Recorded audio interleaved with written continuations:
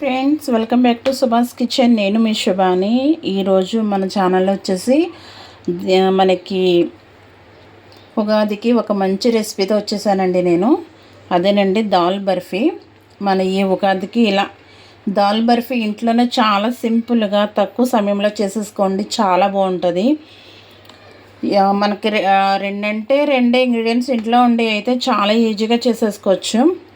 అవి కూడా మనకి ఎప్పుడు ఇంట్లోనే ఉంటాయి కాబట్టి బయట కొనాల్సిన అవసరం లేకుండానే ఇంట్లో ఉన్న వాటితోని ఈ దాల్ బర్ఫీ అనేది చాలా ఈజీగా చేసేసుకోవచ్చు. తప్పకుండా ట్రై చేయండి. ఈ ఉగాదికి మీ ఇంట్లో తప్పకుండా ఈ దాల్ బర్ఫీని అయితే చేయండి. చాలా చాలా బాగుంది. టైం కూడా చాలా తక్కువ టైంలోనే ఈజీగా చేసేసుకోవచ్చు. మనకి ఇంట్లోనే ఈ రెండు వస్తువులు అంటే చాలా సింపుల్గా అయిపోద్ది దాల్ బర్ఫీ అనేది. వీడియో మొత్తం చూసి ఒకసారి ట్రై చేయండి. టేస్ట్ అయితే చాలా బాగుంది. ఈ ఉగాదికి ఇలా కొత్తగా ట్రై చేయండి, చాలా బాగుంటుంది. ఓకేనా?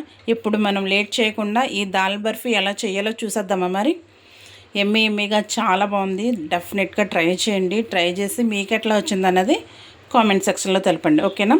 ఇప్పుడు లేట్ చేయకుండా ఈ దాల్ బర్ఫీ ఎలా చేయాలో చూసేద్దాం మరి. ఓకేనా? చూడండి, నేను దాల్ బర్ఫీ కోసం 1 గ్లాసు పెసరపప్పు అయితే తీసుకున్నాను. ఈ పెసరపప్పుని ఇప్పుడు మనం డ్రైగానే వేపుకుందాము. ఓకేనా? దీంట్లో నెయ్యి కానీ నూనె కానీ ఏం వేయకుండా డ్రైగానే వేపుకోవాలి. కొంచెం మనకి కలర్ మారేంత వరకు పెసరపప్పుని అయితే మనం వేపుకోవాలి. మనకి కమ్మగా స్మెల్ వచ్చి కొంచెం కలర్ మారేంత వరకు ఈ పెసరపప్పుని మనం డ్రైగానే ఫ్రై చేసుకోవాలి. ఓకేనా? చూడండి, మనకి పెసరపప్పు ఇలా కొంచెం కలర్ మారేంత వరకు వేపితే సరిపోద్ది.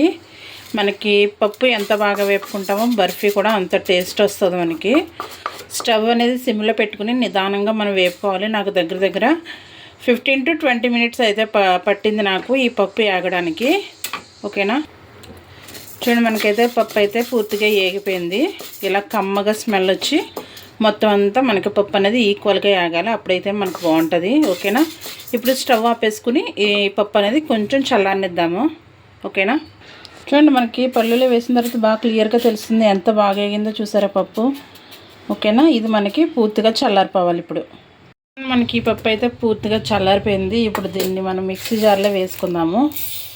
మిక్సీ జార్లో వేసుకుని మెత్తగా పౌడర్ లాగా చేసుకోవాలి. దీన్ని ఇప్పుడు మెత్తని పౌడర్లా చేసుకొని వద్దాము. ఓకేనా? చూడండి, ఇలా మెత్తగా పౌడర్లా చేసేసుకోవాలా. ఇప్పుడు దీన్ని పక్కన పెట్టేసుకుని మనము మిగతా ప్రాసెస్ అనేది స్టార్ట్ చేద్దాము. చూడండి, ఇంత మెత్తగా పౌడర్ పట్టుకోవాలి. ఓకేనా? దీన్ని పక్కన పెట్టేసుకుని మిగతా ప్రాసెస్ స్టార్ట్ చేద్దాము. పెట్టుకుని నేను ఏ గ్లాస్తో అయితే పెసరపప్పు తీసుకున్నానో ఆ గ్లాస్తోనే 1 గ్లాసు బెల్లం తీసుకుంటున్నాను. 1 గ్లాసు బెల్లానికి 1 గ్లాసు వాటర్ వేసుకుంటున్నాను. ఇప్పుడు ఈ బెల్లం అంతా కరిగించుకోవాలి. బెల్లం అంతా మనకి ఇప్పుడు బాగా కరిగిపోవాలన్నమాట. ఓకేనా? చూడండి, మనకి బెల్లం కరిగేలాగా మన మిశ్రమం అంతా దేంట్లో తీసుకుంటామో దాంట్లోనే ముందుగా మనం నెయ్యి అప్లై చేసి పెట్టుకోవాలి. ఓకేనా? చూడండి, మనకి బెల్లం అంతా కరిగిపోయి పాకం ఇలా మరుగుతున్నప్పుడు మనం ముందుగా మిక్సీ చేసి పట్టుకున్నాం కదా పెసరపప్పు పౌడరు, అది వేసేసుకుని బాగా మన పాకంలో కలిసేటట్టు బాగా కలుపుకోవాలి, ఎక్కడ ఉండలేకుండానే. ఓకేనా? మొత్తం అంతా పాకంలో కలిపేసుకోవాలి మొత్తం.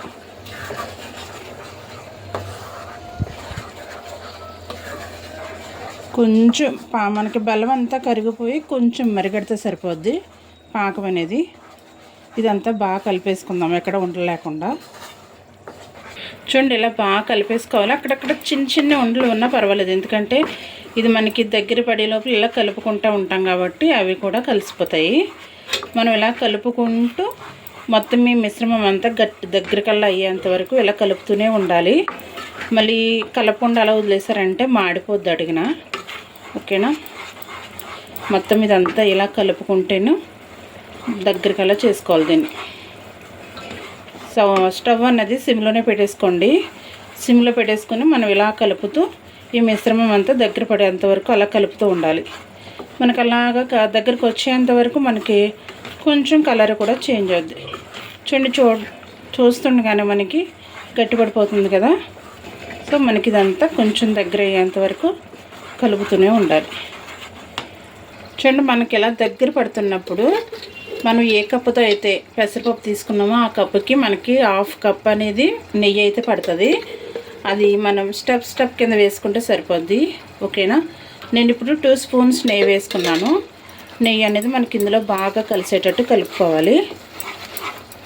కొంచెం ఫస్ట్ 2 స్పూన్స్ వేసుకుని బాగా కలిపేసుకుని తర్వాత కొంచెం అలా మనకి తీసుకున్న హాఫ్ గ్లాస్ నెయ్యి అయిపోయేంత వరకు కొంచెం పోసుకుంటే మనకి ఇది కలుపుకోవాలి. అలా కలుపుకుంటే మనకి బర్ఫీ అనేది చాలా బాగా వస్తుంది. ఓకేనా. అలాగే 2 యాలకులు ఇలా దంచుకుని వేసుకోండి. ఓకేనా. నాకు ఇంకా కొంచెం నెయ్యి ఉంది. ఒక్కసారి ఇదంతా బాగా కలిపేసుకుని మిగతా నెయ్యి కూడా వేసేసుకుంటాను. ఓకేనా. ఇంకా ఇది మనకి కొంచెం చాలా దగ్గర పడాలి. ఇది మనకి ప్యాన్ని దానంతట అదే వదిలేసేంత వరకు మనకి కరెక్ట్గా తెలిసిపోద్ది. దానంతట అది ప్యాన్ వదిలేస్తే మనకి కరెక్ట్గా ఇది ఉడికేసినట్లు లెక్క. ఓకేనా. అండ్ మనకి ఇలాగా చూసారా ప్యాన్ అని ఎలా వదిలేస్తుందో, ఇలాగా వదిలేస్తే మనకి కరెక్ట్గా ఉడికినట్టు. ఇప్పుడు ఇది ముందుగా మనము నెయ్యి అది రాసి పెట్టుకున్నాం కదా, మీకు డ్రై ఫ్రూట్స్ అంటే డ్రై ఫ్రూట్స్ వేసుకుని ఉంచుకోండి. ఓకేనా. లేదంటే ప్లెయిన్గా చేసినా పర్వాలేదు. ఇది మనం దేంట్లో అయితే నెయ్యి రాసుకున్నామో దాంట్లో తీసేసుకొని ఇలా ఈక్వల్గా సర్దుకుంటే మనకి కరెక్ట్గా బర్ఫీ అనేది వస్తుంది. చూడండి ఈక్వల్గా ఇలా సర్దేసుకొని పైన ఇలా డ్రై ఫ్రూట్స్ ఉంటే పైన ఇలా వేసుకోండి. మనకి ఇది పూర్తిగా చల్లారిపోవాలి. చల్లారిపోతే చాలా బాగా వస్తుంది బర్ఫీ అనేది. ఓకేనా. ఇలా మొత్తం బాగా ఈక్వల్గా వచ్చేటట్టు సర్దేసుకుని ఇలా పైన డ్రై ఫ్రూట్స్ అనేది వేసుకోండి. ఓకేనా. ఇప్పుడు దీన్ని పూర్తిగా చల్లారనిద్దాము. చూడండి ఫైనల్లీ మనకి ఇది చల్లారిపోయింది. ఇప్పుడు మనం దీంట్లో తిరిగేసుకుందాము. ఇలా తిరిగేసి 2 టైమ్స్ మనం పైన ట్యాప్ చేస్తే సింపుల్గానే పడిపోద్ది. Wow nice. ఇప్పుడు మళ్ళీ తిరిగేద్దాం దీన్ని. చూడండి ఎంత బాగా వచ్చిందో. దీన్ని మీకు ఏ విధంగా ఏ సైజ్ అయితే కావాలో ఆ సైజులో చిన్న ముక్కల కింద కట్ చేసుకుందాము. ఫస్ట్ ఇలా ఘాట్లు పెట్టేసుకుందాము. ఓకేనా. మీకు కావాల్సిన సైజులో కట్ చేసుకోండి. చూడండి ఇలాగ మీకు ఇష్టం వచ్చిన షేప్లో కట్ చేసుకోండి. ఎందుకంటే నాకు ఫోన్ పట్టుకునే వాళ్ళు ఇంకొకరు లేక కట్ చేయని చూపించలేదు. చూసారు ఎంత బాగా వచ్చిందో. చాలా బాగుంటుంది. టేస్ట్ కూడా మనకి సోంపాపిడి ఉంటుంది కదా, సేమ్ అట్లానే ఉంది. చాలా అంటే చాలా బాగుంది. ఒకసారి మీరు కూడా తప్పకుండా ట్రై చేయండి. చూసారా ఎంత బాగా ఇరుగుతున్నాయో. చాలా అంటే చాలా బాగా వచ్చాయి. మీరు కూడా తప్పకుండా ట్రై చేయండి. దాల్ బర్ఫీ చాలా ఈజీగా చేసేసుకోవచ్చు. మనకు కావాల్సినవి 2 ఇంగ్రీడియంట్స్ కదా, పప్పు అండ్ బెల్లం అంతే. ఈ రెండాటితో మనము దాల్ బర్ఫీ అనేది చాలా ఈజీగా చేసేసుకోవచ్చు. సేమ్ మనకి టేస్ట్ కూడా అదిరిపోతుంది. ఓకేనా. మీరు కూడా ఈ దాల్ బర్ఫీని డెఫినెట్గా ట్రై చేయండి. ట్రై చేసి మీకు ఎట్లా వచ్చిందన్నది కామెంట్ సెక్షన్లో అయితే చెప్పడం మర్చిపోవద్దు. ఓకేనా. ఎంతో సింపుల్గా టేస్టీగా తక్కువ సమయంలో చేసుకునే దాల్ బర్ఫీ రెడీ అయిపోయింది. సో మీరు ఎక్కడా మిస్ కాకుండా వీడియో మొత్తం చూసి ఈ రెసిపీని మీరు కూడా తప్పకుండా ట్రై చేయండి. ట్రై చేసి మీకు ఎట్లా వచ్చిందన్నది చెప్పండి. ఓకేనా. ఎంతో టేస్టీగా ఉండే దాల్ బర్ఫీ. ఓకేనా. వీడియో నచ్చితే లైక్ చేసి షేర్ చేయండి. అలాగే మరిన్ని వీడియోస్ కోసం సుభాష్ కిచెన్ ఛానల్ని సబ్స్క్రైబ్ చేసుకుని సపోర్ట్ చేయండి. ఎంతో టేస్టీగా ఎమ్మీగా ఉండే దాల్ బర్ఫీ అయితే రెడీ అయిపోయింది. ఓకేనా. Thank you for watching.